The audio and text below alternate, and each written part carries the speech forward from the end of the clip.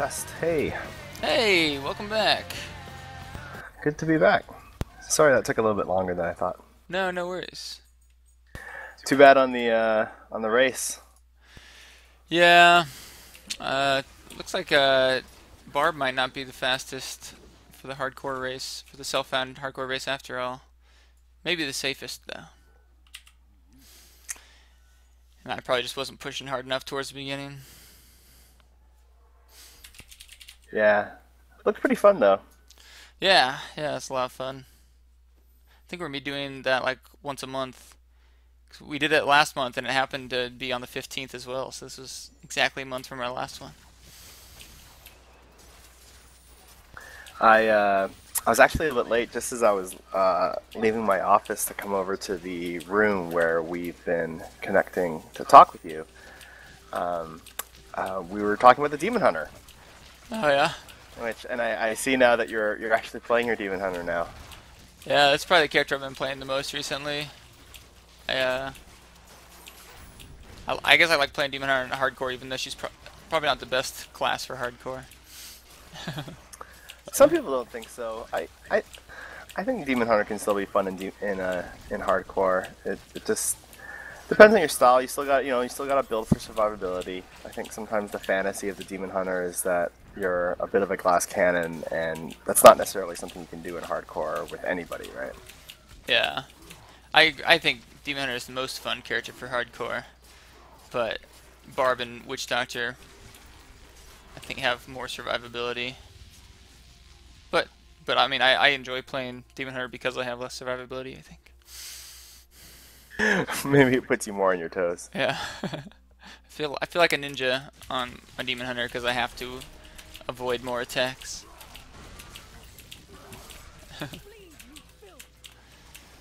Yeah, So I was going over some of the comments that were made from this morning's stream, and yeah, people were talking about demon hunters, and I know there were some comments made. I think proc coefficients are a thing that people like to talk about. I can certainly understand why.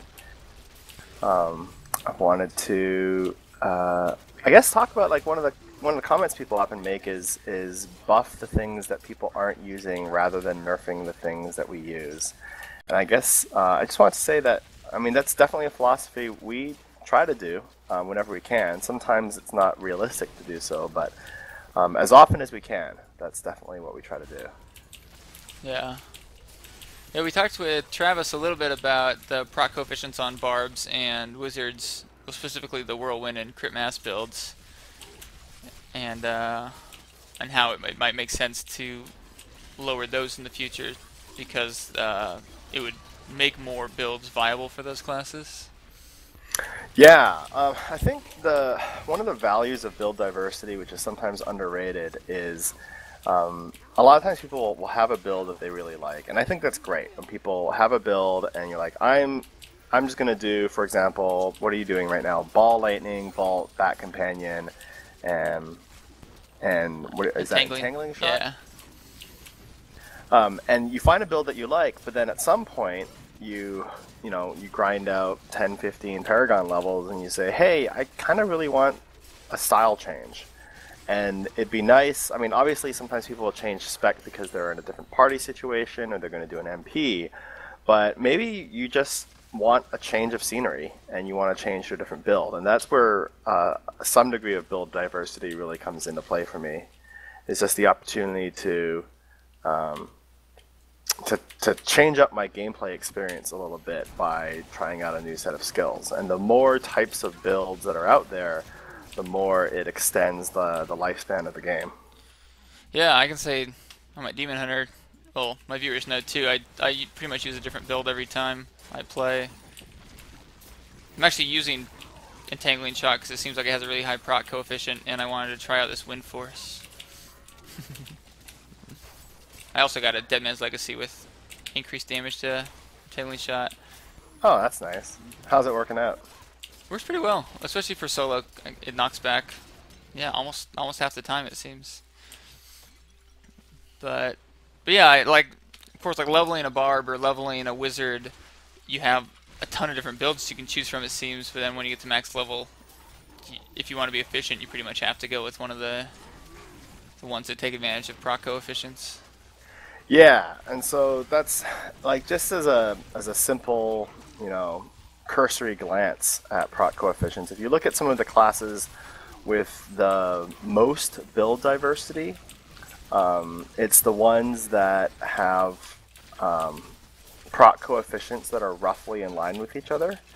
And if you have, because there's always effects that can proc. You know, I mean, critical mass is just one of the more obvious examples, but there's others like, you know, Night Stalker or just even life on hit.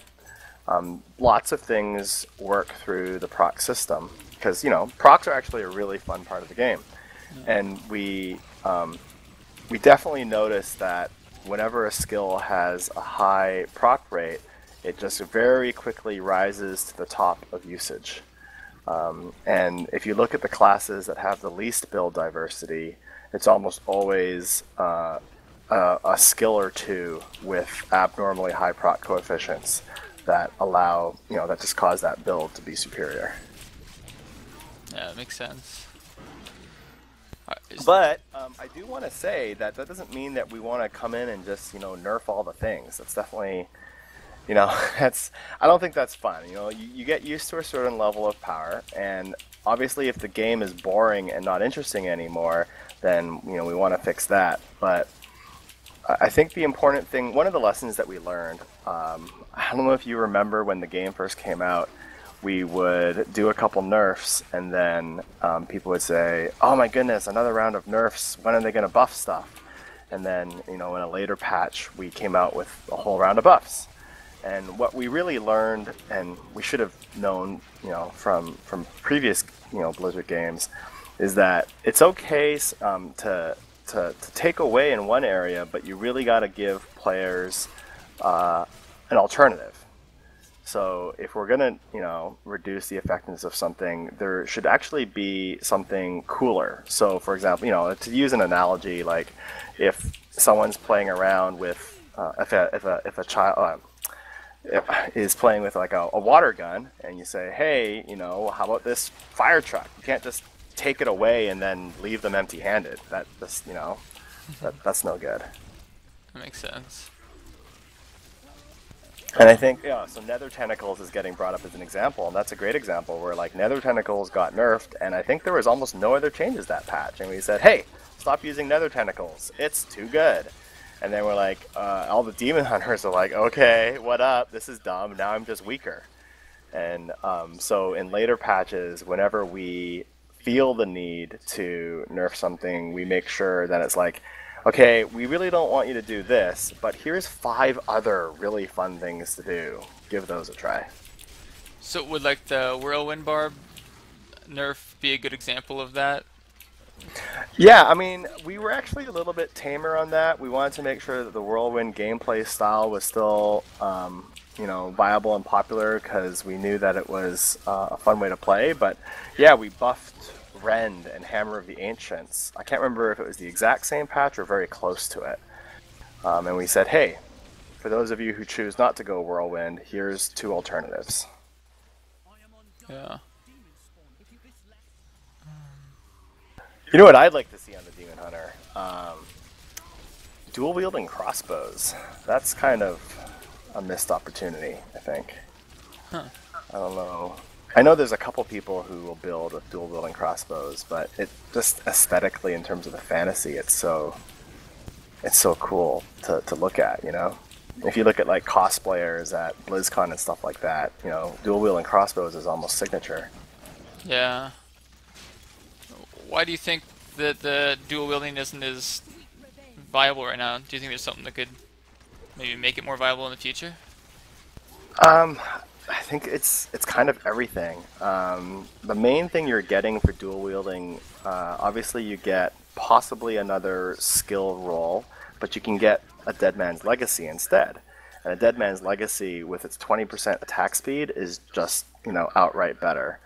And so that's kind of one issue, and that's actually pretty common. That's one of the things we're on the lookout for as we design a new set of legendaries is, you know, when you highly incentivize one style of play, it does make everything else potentially less appealing. And it's like Dead Man's Legacy made using a quiver awesome, but that makes not using Dead Man's Legacy that much worse. And in this case, I think what I'd really like to see is maybe some legendary one-handers that can compete with Dead Man's Legendary. That would certainly be a start. Another reason, maybe people don't like the way that, the higher attack speeds interact with their hatred. That's a possibility. There's also archery as a passive.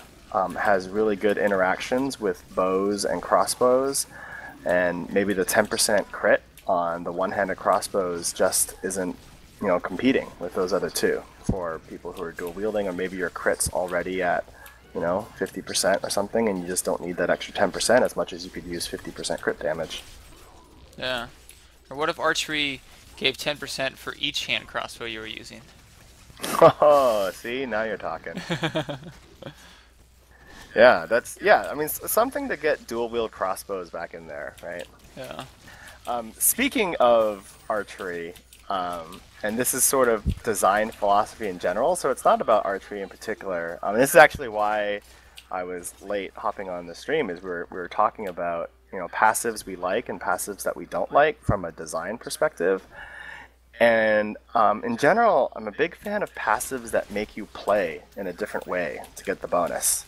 And from that point of view, I think archery is very popular, but it kind of fails on that front, where it's like, what's my gameplay decision? Well, my gameplay decision is to use this item. But once I've decided to use the item and I'm playing, I don't really think about it anymore. Compare that to, say, tactical advantage, where it's constantly on your mind that every time you vault, you're going to get a little bit of a run speed boost, and that's really cool. So I feel like that one's been much more successful at doing what it was supposed to do and change my gameplay. I think another example of a passive that I would love to see more popular, and whether we have to maybe buff it to make it even more appealing, is Brawler on the Barbarian, where you get more damage when there's lots of enemies nearby, but you don't get more damage when other enemies aren't nearby. And I think that's another example of a passive that we really like, because it's definitely worth it when you can get yourself into that situation, but at least there's a gameplay associated with getting the bonus. Yeah.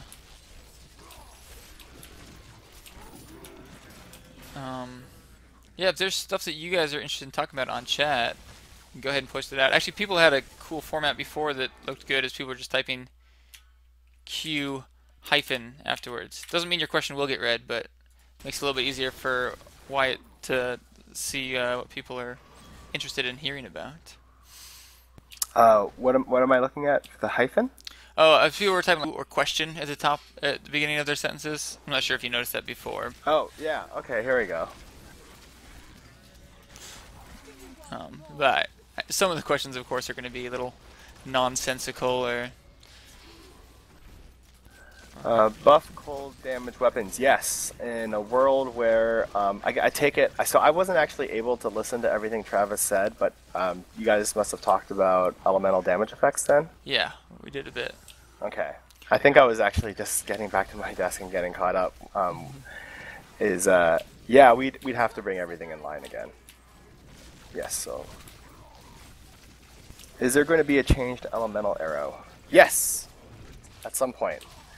I shouldn't say yes in such a definite tone, but you know what I should say is we're constantly looking at all the classes, and so far we've been pretty modest with some of the skills, but we've been more aggressive in other cases, and I think elemental arrow is one where I think, is it the frost one could actually be way... I remember using the frost elemental arrow a lot when the game first came out. I don't like it has like a target cap on the targets behind the front one. I think the geometry game involved in really getting that frost variant to maximum payoff is really fun gameplay. And it's kind of a bummer that you can't hit more than 5 targets after it. Yeah, I was using Frost Arrow for a while. Been trying out Ball Lightning, but yeah, sometimes it was great, like in groups of like 3 or 4, but then bigger than that, it definitely fell short. I totally want to like troll Zubrai with like I may or may not be a real Blizzard employee.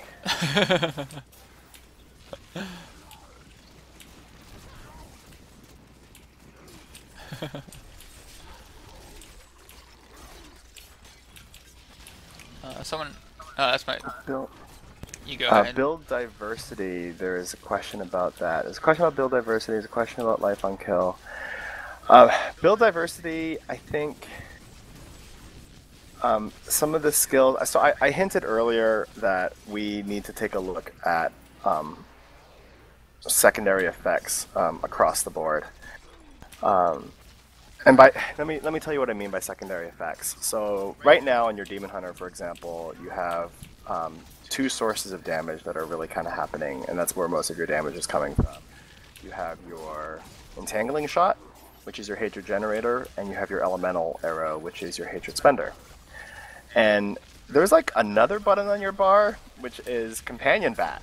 But I suspect you just want the hatred from him, right? Yeah. And it's like, you don't really care that he's pecking at enemies for damage. And one of the things that I think just across the board, these skills in our game don't do enough damage are skills other than your primary generator and spender that are kind of active and require maybe even a build choice or some effort to put into, but people don't really pay a lot of attention to because they're just not a significant portion of my overall damage. So, for example, you know,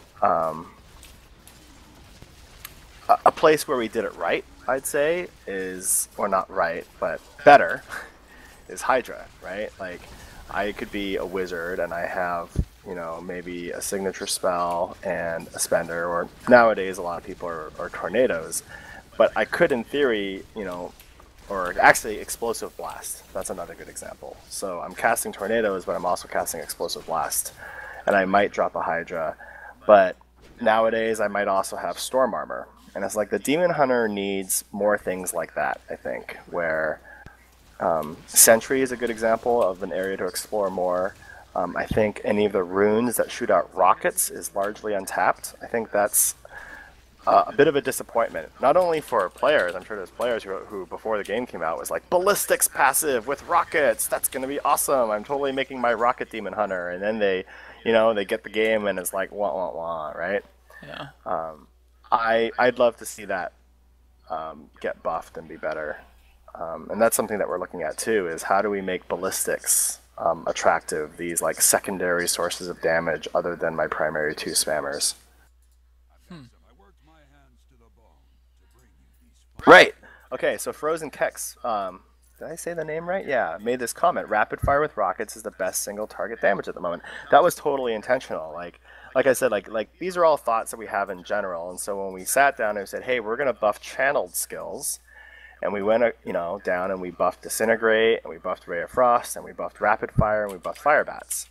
And when we sat down and looked at Rapid Fire, we said, hey, you know what's not really good is rockets. So why don't we make it so that as long as we're in there, tweaking with Rapid Fire and really doing some testing and calculation on what a good Rapid Fire number is, let's make the rockets good too. And that is really something where I'd like to extend that line of thinking farther.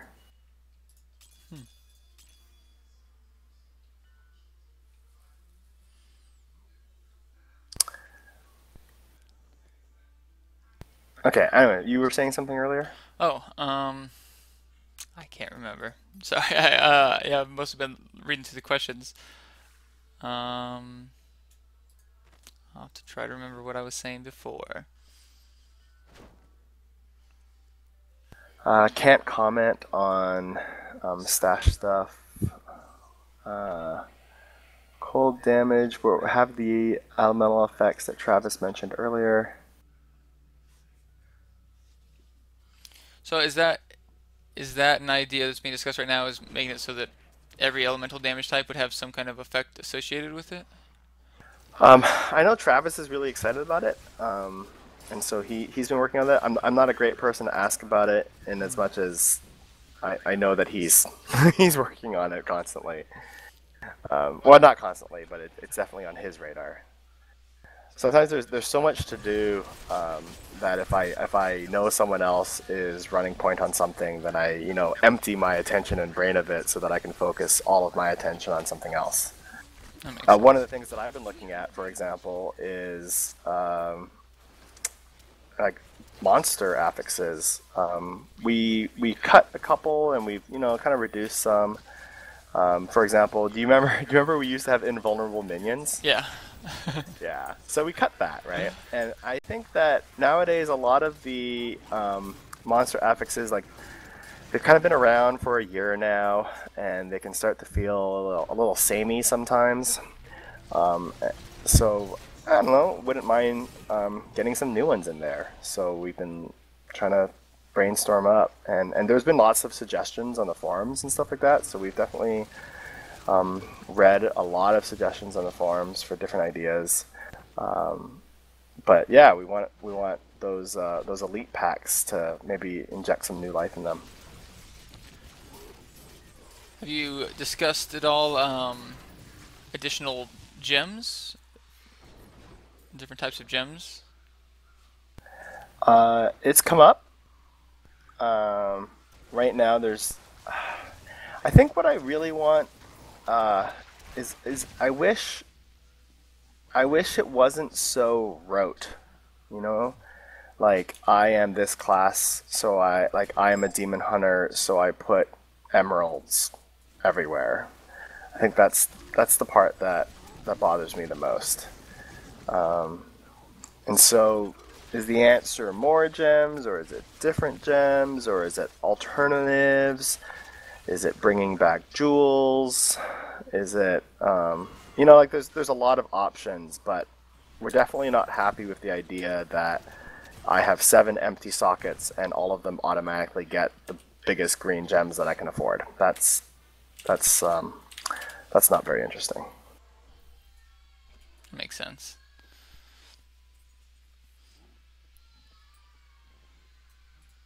What about new affixes on items? Are there any of those that you've thrown around? Um, I'd say the hardest. So, people in the past, that's we talk about gloves. Let's talk about gloves. um, so gloves is a stat where sometimes people say, "Why is trifecta the best?" And you want your attack speed, crit, and crit damage, and they look at that and they say that's terrible. And there's definitely something to that. First, though, I would turn around and say, well, at least there's an item that people really want. So I would maybe defend it a little bit and say the idea that there's a highly desirable item that is hard to get is in some ways very cool, right? It's aspirational to not have trifecta and dream and aspire to having trifecta someday. On the flip side, I do not like that all classes, all builds want trifecta. I don't think that's right. And so Travis alluded to this earlier in his itemization posts that what we'd really like to do is get more things that compete with it, so it's not just the same 3 for everybody. If there were even 8 different things that could roll on gloves, and you kind of wish you could have all of them, and all of them were good, and then maybe different people would pick different things. Maybe on one hand, one person would pick this set of 4, and somebody else would pick another set of 4.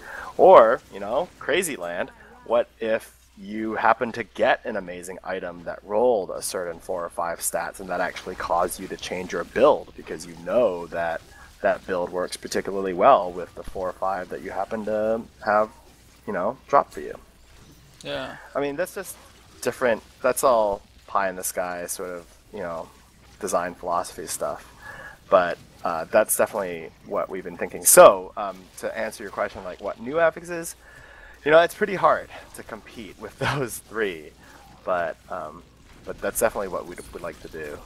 I think cooldown reduction gets thrown around a lot. Hmm. So I think that's pretty popular internally, CDR. I think that finding ways to roll skill mods on gloves in particular, like if a slot's not already overloaded, we don't necessarily want to walk down the path of starting to overload it. But for the slots that are already overloaded, like Amulet, actually, I think is a great, example. Like Amulet has a lot of things going on it. In fact, I think it has almost everything going on it. So there's a much wider range of what an acceptable amulet is. Throw in 3 or 4 more interesting, cool things, and amulet would be rocking, and so would gloves. Yeah. Yeah, there are definitely a lot more choices to make with amulets, it seems.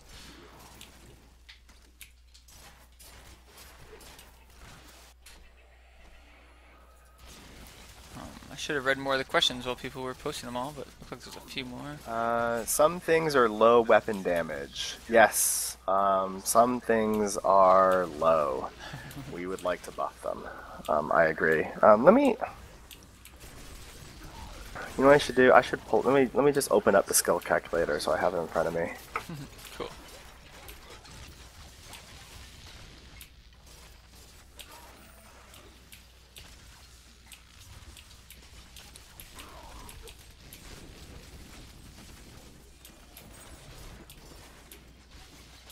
It's funny, BattleNet's asking me to verify my age.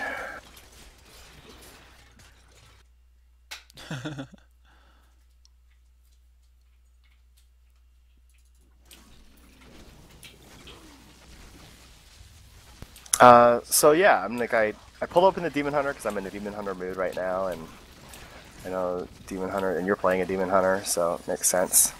I think even Entangling Shot that you're using now, I think the mechanics are pretty interesting, right? Like it slows things down. Definitely feels like when you compare it to the other generators, Hungering Arrow, Bola Shot, and Grenades, I think the damage is probably just a little bit on the low side for what it's trying to do. Yeah. I think it slows things, but if people weren't using it, like I would love for someone to say, I'm willing to give up a little bit of damage in exchange for slowing the enemy. And I would just want to maybe take a good hard look and say, are we asking people to give up too much? I mean, at an extreme, let's compare it to Bola Shot, right? Bola Shot does 160% weapon damage. Entangling Shot does 90. So it's like, okay, we're asking people to give up, 70% weapon damage.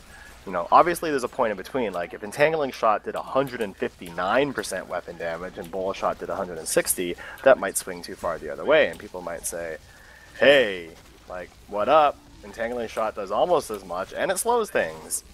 Or maybe that's actually where it needs to be, because it's like, it slows things, but come on, Bola Shot does a ton of awesome AE. But just at a gut level, I'd say, yeah, you know what? 90%, probably too low. Yeah.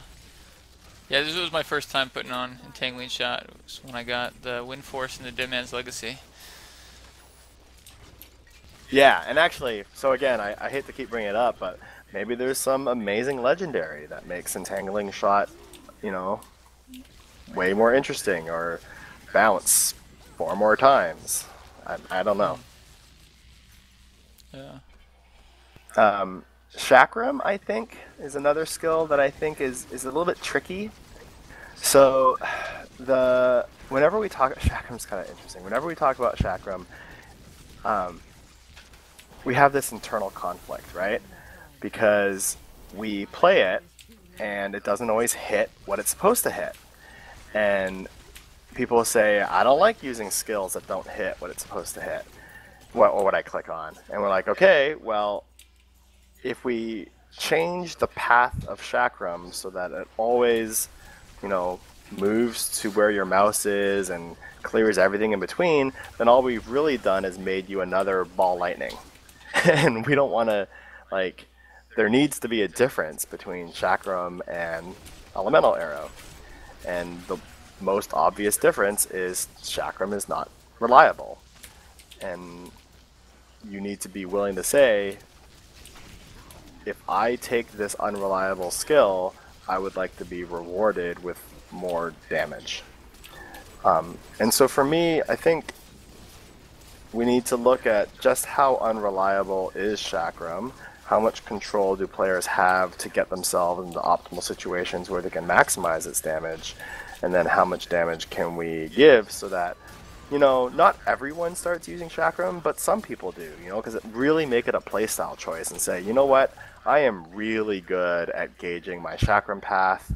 I, you know, love, you know, getting that distance right, or I play with a monk who's going to hold, you know, a cyclone strike everything, so I know exactly where the mobs are going to be, and then I'll be able to Chakram them perfectly. And as a result, I'm going to take this and do more damage. And then there needs to be somebody else who says, I don't want to deal with all that, I just want to pew pew, so I'm going to take Elemental Arrow. Makes sense. And I feel like right now, the payoff for taking on that unpredictable hitting doesn't seem to quite tip the scales in Chakram's favor. Yeah. And internally, you guys can see which skills are being used, how much, and all those numbers, right? Yeah, we have internal stats, and I think there's some what is it, like Diablo Sun page has some stats that they track too. Oh. Am I a politician? Yeah, no. Does it feel like I'm not actually answering, or is that person just trolling me? No, I think a lot of people have unfair expectations, and maybe this is something we're talking about. I don't know. I think it seemed like a lot of people today were under the impression that devs might come on and be like, "This is all the new stuff we're introducing, and we're gonna announce a bunch of things and tell you everything about the expansion," and maybe don't understand why you can't just say everything that you're going to be doing in the next few months. Like maybe they're just not familiar enough with the process or the reasonings behind it.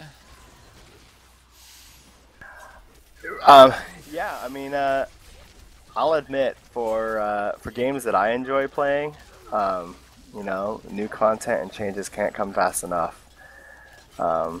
It's I would love, you know, to see. Even I would love to see things on Diablo 3 faster too, but development takes time. That's just, yeah. I guess that's fair. I guess people have expectations and hopes, and it's hard to wait sometimes.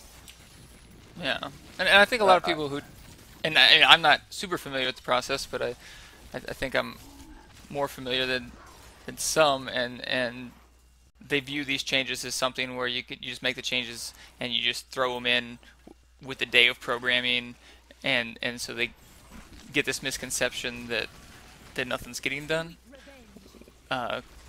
Maybe they're not contemplating the time it takes to test and how careful you guys have to be before you commit to one idea. It's also funny sometimes, like Diablo has a lot of systems that interact with one another, so we start looking to change one thing and it, you know, unravels more. Like I mentioned earlier, like one with everything on the monk, and we're like, you know, what do we want to do with this? Oh, well, let's make school resist higher. So we start exploring that, and we're like, okay, well, what does it take to make school resist higher? Well, you know, maybe it means that we need to, you know, have some items that will roll in the future with, you know, higher school resist, but won't have all resistance as well. And we're like, okay, well, maybe we should, well, all of a sudden now that gets grouped in with other itemization changes. And just, there's definitely that, like, you pull a thread and it keeps going, but yeah. There was someone asking about PvP, which I think it's fair to ask. I wish I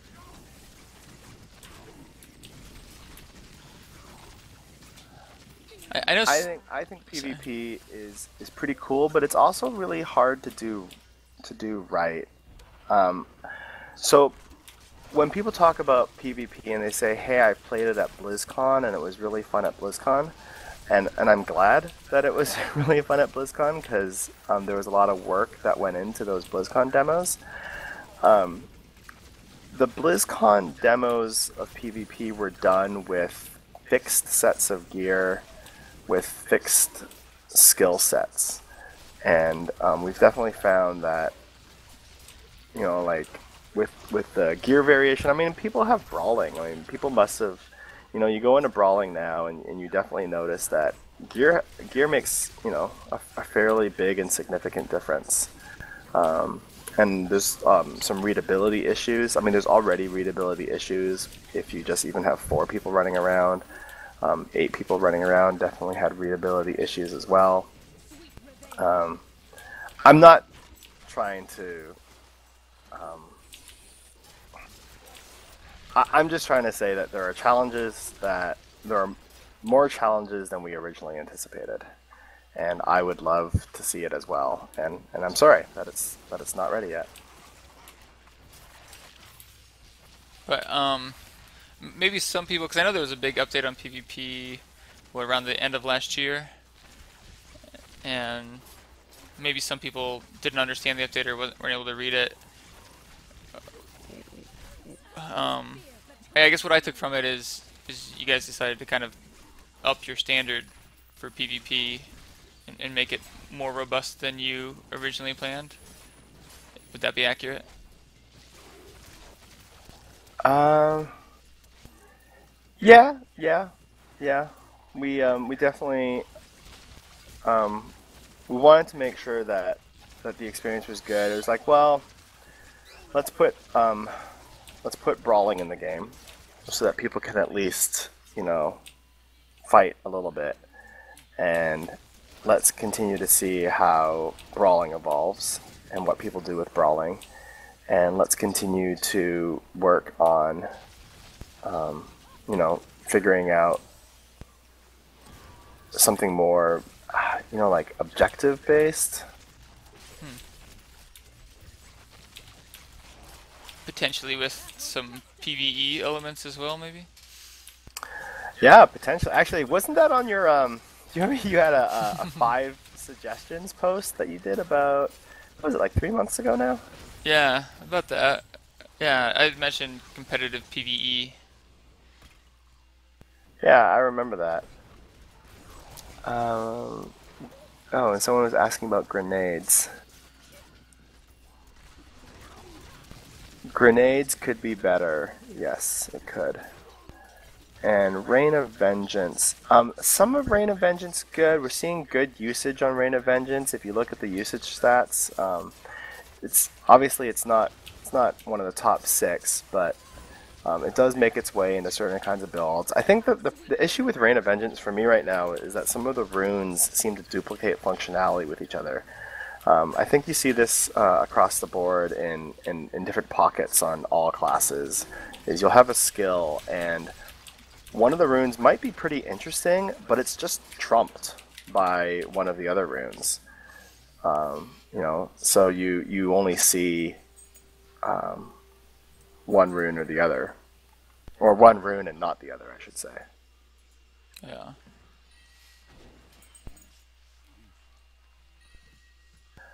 We have been talking about allowing people to go between all waypoints in all acts. I think I mentioned that this morning. I guess, yeah. Someone else was asking about that.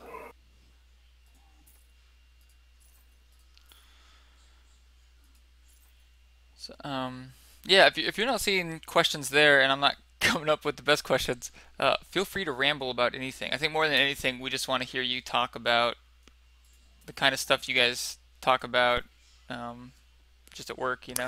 One thing. Okay, so I would love to talk and ramble about one topic in particular, which is has been on my mind a lot, and it's actually a really tough one to solve for the live game, and that's the rate of damage. I gave a GDC talk 2 months ago. I guess, wow, has it been 2 months already? And one of the things that I covered in my GDC talk is that the game plays more strategically when the amount of time it takes monsters to kill me is more on the lines of like 6 to 8 seconds. And it's more twitchy and less strategic when the monsters can kill me in 1 to 2 seconds. So, for example, like one of the complaints people get is sometimes like, why am I always getting one shot? Or why have these mechanics where if I succeed in dodging it, then I take no damage, and then if I get hit, I'm just dead. And that I'm not super happy with that situation. I don't know if we'll ever be able to do anything about it. I'd like to. I'm always on the lookout for opportunities. Let me turn some of this rambling into something more concrete. If I could wave a magic wand and cut in half all damage that monsters do to you, and at the same time cut in half the player's ability to heal, and I have to caveat, like, it's not, we're not doing that. I'm just, I want to stress, like, if we could wave a magic wand and just, monsters do half as much and you heal half as fast. I mean, you should be able to see that, like, we haven't nerfed the game or buffed it or done anything, but what we have done is we've changed how long it takes for monsters to kill you, and I really want players to be able to be at like 60% health and for that to mean something. You see this a lot in like normal Nightmare and Hell difficulty when you're leveling up a new character. I can be at 60% health, and before you have access to like large amounts of life on hit and large amounts of lifesteal and so forth, like I can be at 60% health and that means something. And then when I get down to like, I take a hit from a monster or I stand in Desecrator too long and I'm down to like 40 or 30, and then I see a health globe and I'm excited to pick it up and it heals me back up to 50. And there's this tension where all the values from 20% health to 80% health are relevant and meaningful. And I feel like in Endgame Inferno right now, a lot of that is lost. And so I spend a lot of brain cycles thinking about how to slow down the rate at which monsters damage you and find ways for these in-between health values to matter so that players can be strategic again about when do I use my health potion, or I really care about that health globe again. Yeah, that makes sense. I know, like, on my Critical Mass Wizard right now, if I'm surrounded by a bunch of mobs and I have my Whirlwinds out, Energy Twister rather, then I feel totally safe. I know I'm getting my life back constantly, but if I'm away from mobs for even a second, I become very vulnerable. Yes. That's definitely the case, and I also don't like how quickly death can just jump on you. Like you think you're doing everything right, especially, I mean, obviously not in hardcore. People build differently because they don't want to just suddenly die out of nowhere. But death can really surprise you, and I like to use the term paper cuts, but maybe that's not a great term. But there's no notion of that old Monty Python skit, like a flesh wound, right? Like there's no notion of taking a flesh wound. Like, you're not dead, but you're not at full life either. It's an injury, and that injury should mean something for more than a quarter second. Yeah. So it's pretty much like the way it would work while you're leveling, right? For the most part. Wow. Yeah. Yeah. Yeah, I definitely got to a few points where I had flesh wounds during the race today and had to run out until I could get my health back. Right. And so I think if we could find ways to insert this notion of flesh wound, basically, I think you know what, I'm gonna turn this into something I saw in the forums the other day. This is concrete now. People have said, why can't I tell when Vortex is coming? And I think this is sort of a great design philosophy question. Is people say, I want a warning when Vortex is about to go off. And I think given the current environment, I can totally understand why that would be a legitimate request. But I think the reason might be frustrated at Vortex is because they get Vortexed in and then they get killed. Maybe they get Vortexed into Molten, or they get Vortexed into, something that one-shots them. And I would turn around and say, Vortex in itself is kind of interesting. I mean, even though I can't react to it, sometimes in games it's not always about twitchy reaction to everything about to happen to you. It's about strategic positioning of yourself so that you are equipped to handle things that might happen to you. I hope that makes sense. I don't know, maybe that's too abstract. No, yeah, it yes, makes sense to me. Yeah, Vortex into Frozen or Molten Explosion, right? That's terrible. But what I would love is like a lot of games, sometimes just positioning is important. And actually, the Butcher fight is a great example, right? And some WoW raid encounters are a great example. Sometimes you know that something bad can happen, so you plan for it, so that when it does happen, it's not going to hurt you as much. And Vortex can be frustrating right now because you get Vortexed into a Frozen, Molten, or whatever, and you're just dead. And what I wish happened is I wish that getting Vortexed didn't mean death. I wished getting Vortexed badly meant 60% health damage.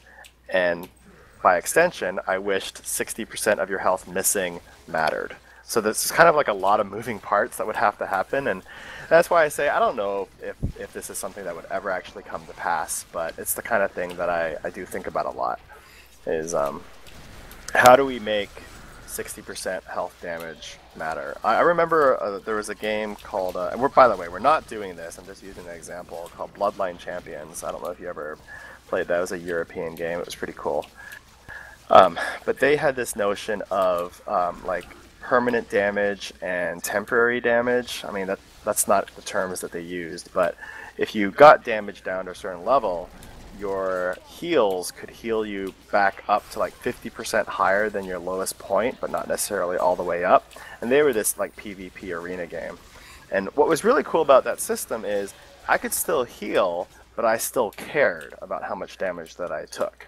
So if I took a big, to apply it now to this like Vortex, Molten, Frozen case, maybe if we had that system, getting Vortex into a Molten Frozen meant, okay, I took 80% of my health as damage, I can heal 50%, so I'm back up, but I'm not full again. So now I'm going to have to be a little bit more careful for the remainder of the fight. And that's just one example of how, I don't think we'd actually do that, but it's the kind of thing where the damage matters. And that way we don't have to kill you. Or, I'm not saying that we do, but it's more like players respond by gearing themselves to be more DPS focused. They don't have as much survivability, and they just plan on not getting caught by a Frozen Molten, which is a totally, like, I do the same thing. So, and it's because it's more like flesh wounds don't matter, so I'll make sure that anything greater than a flesh wound that would just kill me, I'll just avoid. Yeah. Makes sense. I hope that made sense. Okay. No, yeah, it makes perfect sense to me. I assume that makes sense to the rest of the viewers. But yeah, it seems like you see that a lot less on hardcore.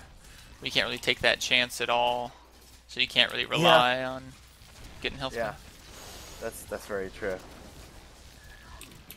I lost my so kind of more relaxing topic. Do you have any memorable hardcore deaths?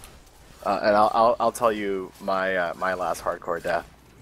Yeah, I've only had, I guess, one significant hardcore death on my level.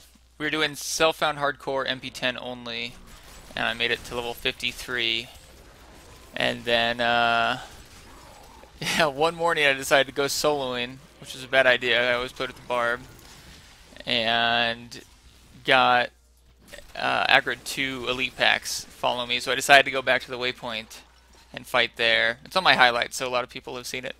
But I decided to fight next to the waypoint, but I guess a little too close to the waypoint because the enemies ended up crowding the waypoint, and when I eventually realized I had to get out of there because I wasn't going to make it. I couldn't click on the waypoint, and eventually had to run away, and then died shortly after that to a phase beast. Because there were too many monsters standing on top of it. Yeah, I tried twice to click on it, but yeah, it must have been something in the way. I didn't make it, and then yeah, game over. Oh, that's honestly that's a much more honorable death than me. Um, I died to this is total noob mistake. It's funny. I think this morning I told you a story that I said was totally noob, and everyone's going to call me a noob, and everyone did call me a noob, and everyone's going to call me a noob again.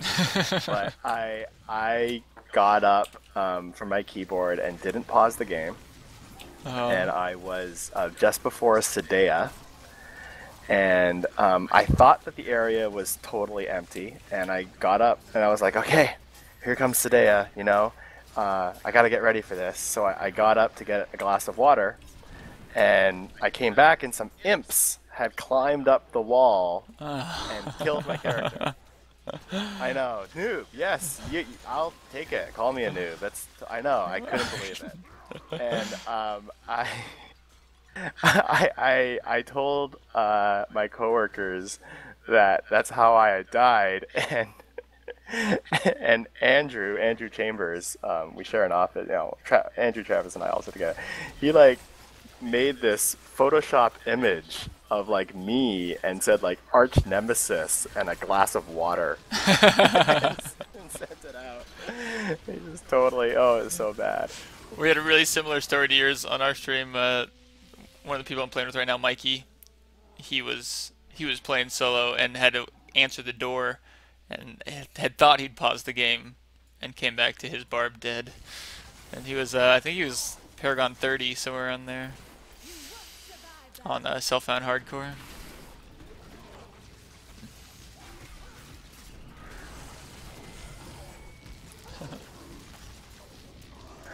I wish the game could be more disconnect friendly. I don't have a lot to say. I'm not a super expert on disconnects. As long as we're talking about hardcore, some people are asking about that.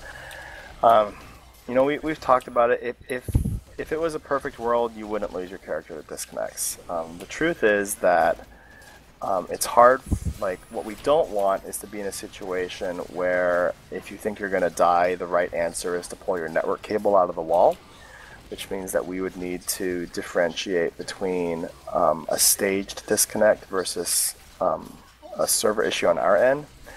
The issue with server issue on our end is, let's say, you know, it's not the server is not supposed to crash, and our server engineers are really amazing people. But obviously, crashes do happen. If we if if the server's crashing, it can't save your character. Like that's because it's crashing, and it's a funny suggestion sometimes when I see it, but that's the reality. And yeah, you know what? It's rough, and it scares me when I play hardcore too.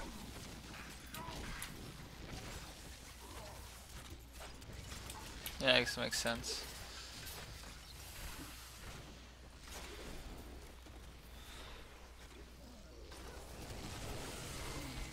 Uh, yeah, we've talked about seasonal ladders. I think we talked about that this morning. So I was just reading one of the questions that went by. Someone was asking about seasonal ladders. I think that would be cool. Oh, that's right. I was reading one of the forums, and people were asking whether or not what would happen to their existing characters, and a lot of people's assumptions are correct. If we did anything like seasonal ladders, it would be like how D2 you like there's the ladder and the non-ladder, and existing characters would stay. We wouldn't take away anything from what people have accomplished. People have a lot of investment in their current characters, so you'd still keep those.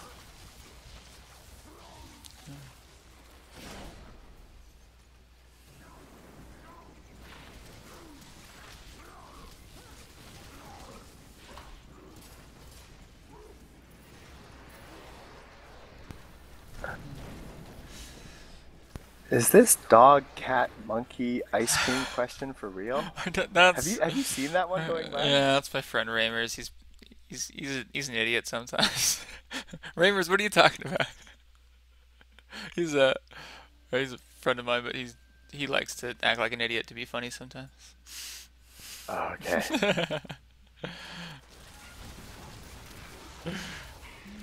I think new content would be awesome. All of it.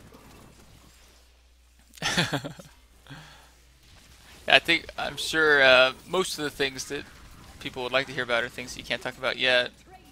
I'm trying to come up with new things, but yeah, anything you want to ramble about or that you've been thinking about, I'm sure people would be very interested in hearing.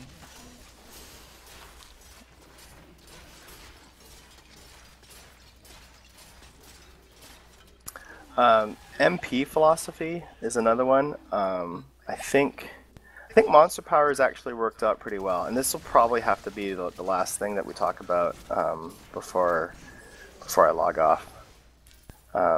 But I think people overall have responded very positively to the MP system. I mean, it's not something that we shipped with, right? But it's I can't imagine the game without it now. Yeah. So I can say that we've actually been looking at improving it. I don't know what people would like to see improved. Monster power is perfect as is. Okay, well, I'm glad that you think so because it implies that we're kind of on the same page. That MP is doing what it's supposed to do. MP is supposed to like let you turn up the dial, make the monsters tougher, and get more reward. Um, I could make a comment relating the same sure. idea, I guess. Is I would love to see challenges, and I know this is easier said than done. Challenges that couldn't be outgeared, that would be challenging regardless of where your gear had gotten to. I think it's probably a lot easier in a game like World of Warcraft, but um, it seems like just turning up health and damage um, does increase the difficulty, but you could still get enough gear to where it would be really easy. But maybe some kind of challenge where Yeah. you'd be like proud of defeating it regardless of how good your gear was. You know, it certainly seems like, well, if it's regardless of gear, then that almost might imply more like, I don't know, are you talking about gear normalization or something? Yeah, I guess I think about it a lot about like different ways that you could do it. It's it, it's maybe I guess one way maybe would be mechanics that if you fail to achieve what you needed to, then you're going to die regardless of how much health you have, or maybe challenges that would still be hard even if you had the best gear, which I Sure. guess, yeah. So, some ways that we could probably improve MP then would be to have, um, for example, we could tie certain um, monster abilities to triggering in a higher MP. I think a lot of people have asked for MP to go past 10 in terms of like higher challenges. I think that the concern that it brings kind of a highlight on class balance. I wouldn't say a highlight on class balance, but more like some classes may be better equipped to handle higher MPs, even if it's not necessarily efficient, but it creates a perception. And just let me expand on what I mean by that. Like if one class could do MP12, you know, if Class A can do MP12 and Class B can't do MP12 in comparable gear, but Class A, while doing MP12, is earning, you know, 50 million XP per hour, and Class B can go to MP8 and earn 100 million XP per hour. I mean, the classes are very different from each other, and we might actually say, you know what, that's okay. Um, it's not ideal, and it's something we'd look to fix, but it's not as catastrophic if one class can do it, but it's super inefficient for them to do it. And that's certainly the class now. I mean, the case now. I mean, right now, I think that there's a little bit more inequity than we would like, but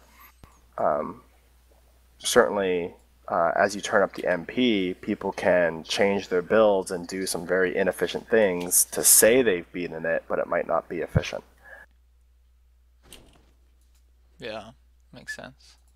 And yeah, we talked about someone mentioned new crafter. I mean, that'd be cool. Someone mentioned like costumes. I think we've talked about transmog before, about how that's something that we'd like to see. Yeah, that would definitely be great to see that come back. All right, cool. I'm probably gonna head out. Uh, Great. thanks for having me, man. It's been fun. Yeah, thank you so much for coming by. We really appreciated that. That was really awesome. Yeah. And your stream's going for 36 hours? Yeah, so yeah, we had two events. They just happened to land on the same day. It's actually the second time this has happened in a month. Okay. Well, I will. Obviously I'm at work right now, but I'll make sure when I'm playing D3 tonight, I'll tune in and keep an eye on you. Awesome. Yeah, we'll be playing some Grim Dawn, but love to have you. Okay. Cool. Yeah, I'll watch. All right. Cool. See you later. See ya. See you guys. Bye.